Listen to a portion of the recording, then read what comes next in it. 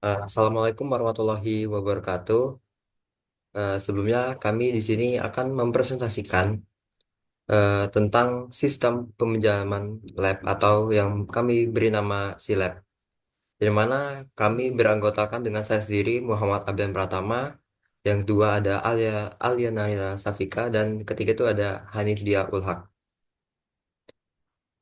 Bahasan untuk presentasi ini terdapat analisis masalah, analisis kebutuhan, desain, implementasi, dan testing, serta maintenance. Yang pertama itu ada analisis eh, masalah yang akan saya sampaikan. Dalam analisis masalah, itu yang pertama terdapat inefisiennya proses peminjaman dan pengembalian alat. Yang di mana sistem tradisional berbasis pencatatan manual atau formulir kertas itu cenderung lambat dan memakan waktu yang cukup banyak. Dan juga pengguna harus datang secara fisik ke laboratorium untuk memeriksa ketersediaan alat.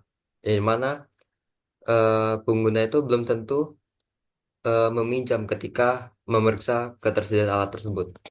Yang kedua itu terdapat kesalahan dalam pencatatan dan pelacakan alat, di mana penggunaan metode pencatatan manual rentan terhadap human error, seperti kelalaian dalam mencatat alat yang dipinjam atau dikembalikan. Akibatnya, alat yang seharusnya tersedia mungkin tercatat sudah dipinjam ataupun sebaliknya. Yang ketiga itu terdapat keterbatasan akses informasi secara real time, di mana sistem manual tidak memungkinkan pengguna untuk memeriksa ketersediaan alat secara real time. Mereka harus bergantung pada staf lab untuk mendapatkan informasi ataupun mengunjungi lab secara langsung. Yang keempat itu terdapat sulitnya melacak riwayat peminjaman. Ketika eh, user melakukan peminjaman secara manual, pelacakan riwayat peminjaman menjadi tugas yang menjadi eh, tantangan yang cukup kompleks. Di mana sulit untuk mengetahui siapa yang terakhir meminjam alat tertentu. Oke, lanjut. Yang kelima itu terdapat kurangnya transparansi dan akuntabilitas. Di mana sistem yang tidak terintegrasi secara digital seringkali kurang transparan. Pengguna tidak dapat melihat status permintaan peminjaman mereka secara langsung. Dan pengelola laboratorium pun kesulitan dalam memantau siapa yang bertanggung jawab atas alat-alat yang dipinjam. Yang keenam, itu terdapat minimnya pemanfaatan teknologi untuk kemudahan akses. Dan di mana eh, sistem pengelolaan alat laboratorium yang masih menggunakan metode manual itu tidak efisien. Dalam era digitalnya, pengguna mengharapkan kemudahan akses peminjaman alat dengan yang dapat memeriksa ketersediaan secara online, melakukan peminjaman secara online, pengembalian secara online, dan lain-lain. Yang ketujuh itu terdapat skalabilitas terbatas, di mana sistem manual seringkali tidak dapat menangani skala operasi yang lebih besar dengan baik. Ketika jumlah alat ataupun pengguna meningkat, pengelolaan menjadi pengelolaan yang menggunakan sistem manual menjadi tidak efisien. Dan terakhir tuh perlunya peningkatan pengawasan terhadap alat lab. Di mana dalam laboratorium beberapa alat mungkin memiliki batas waktu peminjaman yang ketat atau membutuhkan pengawasan yang lebih. Sehingga sistem manual ini seringkali tidak memberikan peringatan otomatis tentang masa peminjaman yang akan habis. Oke, selanjutnya terdapat analisis kebutuhan, yang dimana analisis kebutuhan ini akan disampaikan oleh teman saya Alia. Untuk Alia dipersilakan. Jadi yang pertama ada kebutuhan fungsional. Untuk membuat sistem peminjaman lab yang otomatis, kami telah merancang kebutuhan fungsional yang berguna untuk membantu user melakukan peminjaman dengan efisien. Yang pertama, terdapat login, yaitu sebelum masuk website, user harus dapat melakukan login dengan memasukkan username dan password. Lalu, yang kedua, melihat daftar ketersediaan alat, yang dimana user ini harus bisa melihat daftar ketersediaan alat yang ada. Daftar alat tersebut meliputi kode alat, nama alat, kategori, dan jumlah alat. Yang ketiga ada peminjaman. User ini harus bisa melakukan peminjaman alat yang tersedia. Peminjaman alat ini meliputi kode alat. alat, nama peminjam, alamat, tanggal pinjam, dan tanggal pengembalian. Yang keempat ada pengembalian. User harus bisa melakukan pengembalian alat yang telah dipinjam sebelumnya. Peminjaman alat ini meliputi kode pinjam dan jumlah kembali dan kode peminjam. Lalu yang kelima ada notifikasi dan pengingat. Sistem ini harus mengirimkan notifikasi kepada pengguna mengenai status peminjaman dan pengembalian. Yang keenam yaitu ada pengelolaan pengembalian. Sistem harus mendukung proses pengembalian alat termasuk mengecek kondisi alat dan mencatat waktu pengembalian. Yang kedua ada kebutuhan non fungsional. Nah, di sini yang pertama ada keamanan data. Sistem harus melindungi informasi sensitif pengguna dengan enkripsi data selama penyimpanan dan transmisi menggunakan SSL atau TLS untuk komunikasi jaringan. Kata sandi pengguna harus disimpan menggunakan algoritma hash yang aman seperti Bcrypt untuk mencegah pencurian data secara saat terjadi kebocoran. Sistem harus memiliki mekanisme deteksi dan pencegahan akses tidak sah seperti pembatasan login setelah 5 kali percobaan gagal dan autentikasi multifaktor atau MFA. Yang kedua ada kinerja. Sistem harus menggunakan caching untuk mempercepat akses data yang sering digunakan dan load balancing untuk mendistribusikan beban saat terjadi lonjakan trafik. Aplikasi juga harus mendukung asynchronous processing agar beberapa permintaan dapat diproses secara paralel tanpa memperlambat fungsi utama. Yang ketiga ada responsif, antarmuka aplikasi harus dapat beradaptasi dengan baik di berbagai perangkat seperti desktop, tablet, dan smartphone dan menggunakan CSS media, queries, dan desain web responsif. Yang keempat, ada ketersediaan. Sistem harus tersedia 24/7 agar pengguna dapat melakukan penyimpanan kapan saja. Dan untuk memastikan high availability, sistem harus menggunakan server redundant dan failover otomatis. Yang kelima ada skalabilitas. Sistem harus mampu berkembang untuk mendukung peningkatan jumlah pengguna dan alat yang tersedia tanpa mengubah arsitektur utama. Lalu yang keenam ada backup dan pemulihan data. Sistem harus menggunakan backup otomatis secara berkala, misalkan harian atau mingguan untuk seluruh data penting termasuk data pengguna, alat, dan riwayat transaksi. Lalu yang ketujuh ada pemeliharaan. Nah, di sini sistem harus memiliki logging dan monitoring otomatis dan mendeteksi kesalahan dan menganalisis performa secara real time. Lalu yang ketiga ada kebutuhan teknis. Yang pertama ada basis data. Sistem memerlukan basis data yang mampu menyimpan data pengguna, alat, dan data transaksi peminjaman secara efektif dan terstruktur.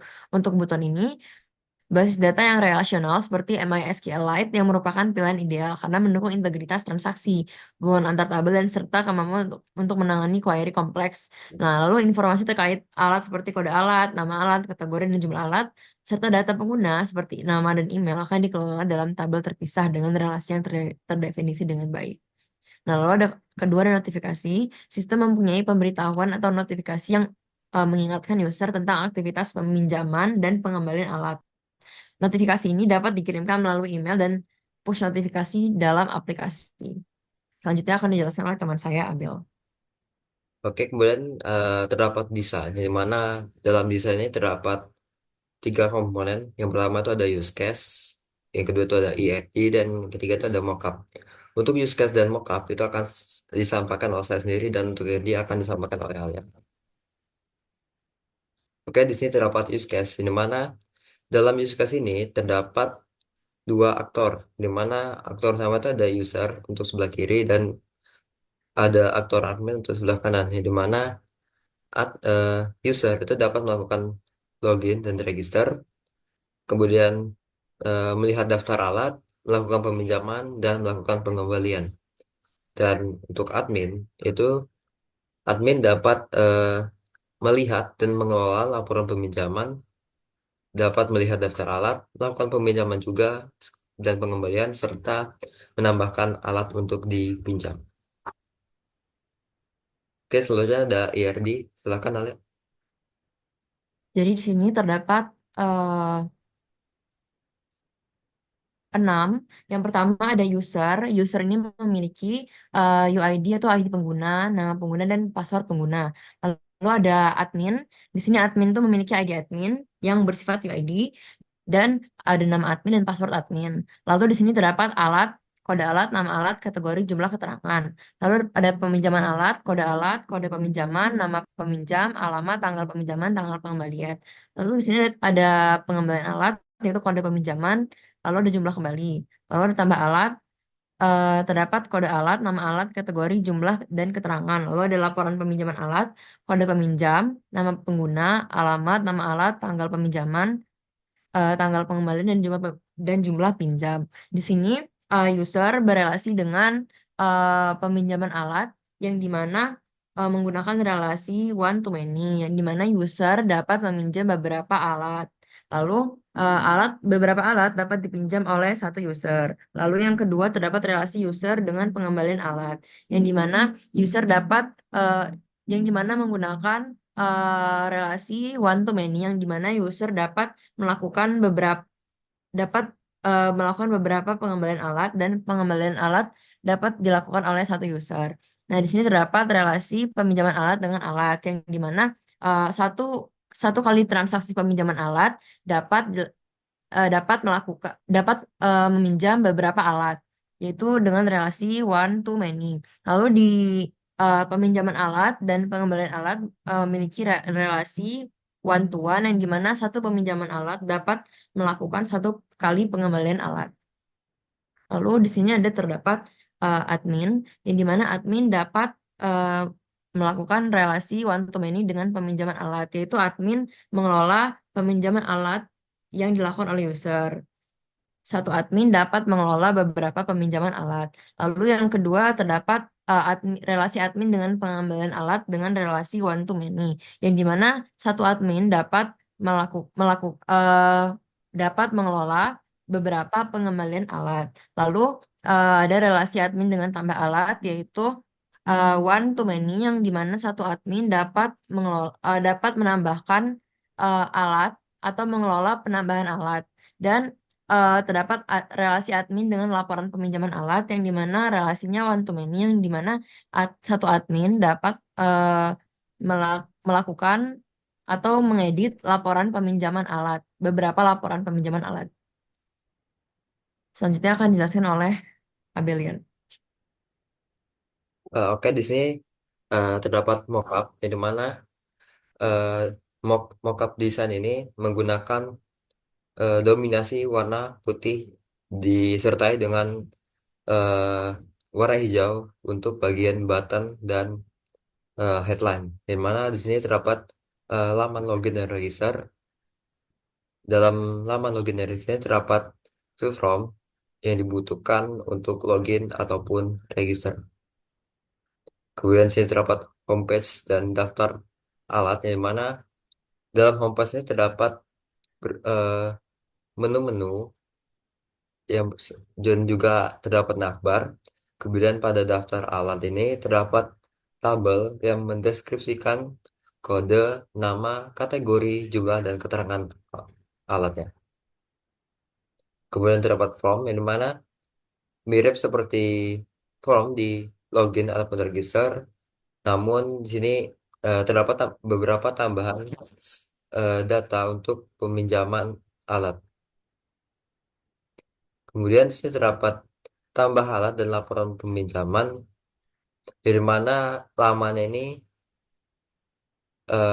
hanya dapat dilihat oleh admin. Di mana tambah alatnya juga berupa fill form. Kemudian laporan peminjaman alat ini berupa tabel, yang mana admin tuh bisa melihat siapa aja dan alat apa saja yang dipinjam. Oke, mungkin sekian untuk desain. Selanjutnya terdapat implementasi dan testing yang akan disampaikan oleh eh, Anif Dia. Ada, ada. Oke, terima kasih sebelumnya kepada teman saya Ali dan juga Lian. Selanjutnya saya ingin mempresentasikan bagaimana web kami ini bekerja. Yang pertama, ketika user memasukkan link untuk ke web kami, yang akan ditampilkan adalah halaman login. Yang mana sebelum kita login, kita harus membuat akun terlebih dahulu. Kita pencet dengan Hanif. Kemudian passwordnya kita isi sebagai 123. Nah, kemudian kita karena di sini ingin mempresentasikan bagaimana fitur-fitur kami kerja, kami akan mengisinya dengan admin. Nah, kita daftar dan kita isi lagi itu Hanif, kemudian passwordnya 123. Login.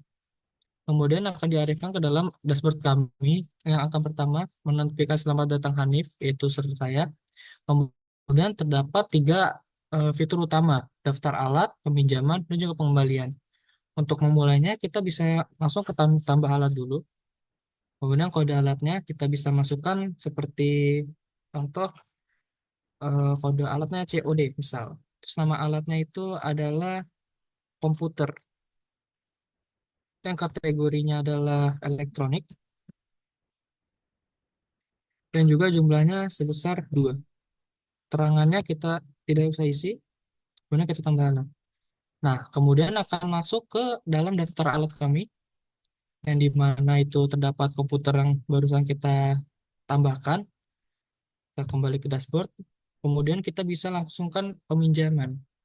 Kita peminjaman, kita masukkan kode alatnya, yaitu tadi COD, nama peminjam Hanif, kemudian alamatnya itu Kampung Baru, dan tanggal peminjamannya itu di tanggal sekarang, dan juga pengembaliannya kita atur aja besok. Nah, jumlah peminjamannya, karena ada 2 tadi, kita coba 1. Kita pinjam alat. Nah, kemudian kita coba ke daftar alat lagi apakah berkurang, dan berkurang ya. Tadi 2 sekarang 1. Yang menandakan bahwa program berjalan dengan baik. Kemudian kita ke pengembalian. Kita ke laporan peminjaman dulu.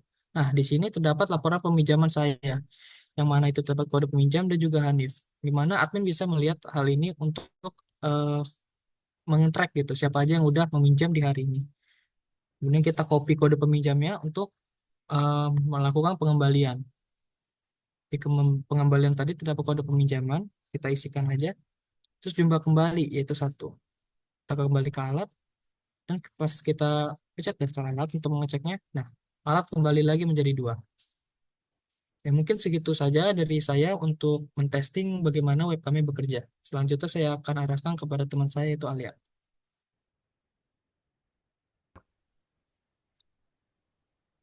Langsung saja ke maintenance, di mana maintenance akan langsung saya sampaikan, di mana dalam maintenance itu terdapat monitoring dan evaluasi, di mana pemantauan sistem terus-menerus terhadap performa sistem melalui penggunaan serta evaluasi berdasarkan feedback dari user itu sendiri.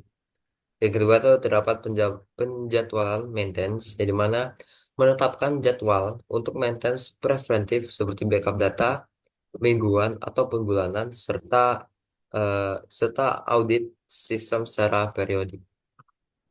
Kemudian terdapat pengelolaan backup, dari mana menjaga salinan data penting secara teratur agar data peminjaman tidak hilang jika terjadi problem ataupun eh, error di server. Dan yang terakhir itu terdapat dokumentasi perubahan, yang dimana mencatat setiap perubahan ataupun pembaruan yang dilakukan selama maintenance, termasuk koreksi bug, nambah fitur, ataupun upgrade sistem. Oke, mungkin sekian presentasi dari kelompok kami. Kurang lebih ya mohon maaf. Kami akhiri. Wassalamualaikum warahmatullahi wabarakatuh.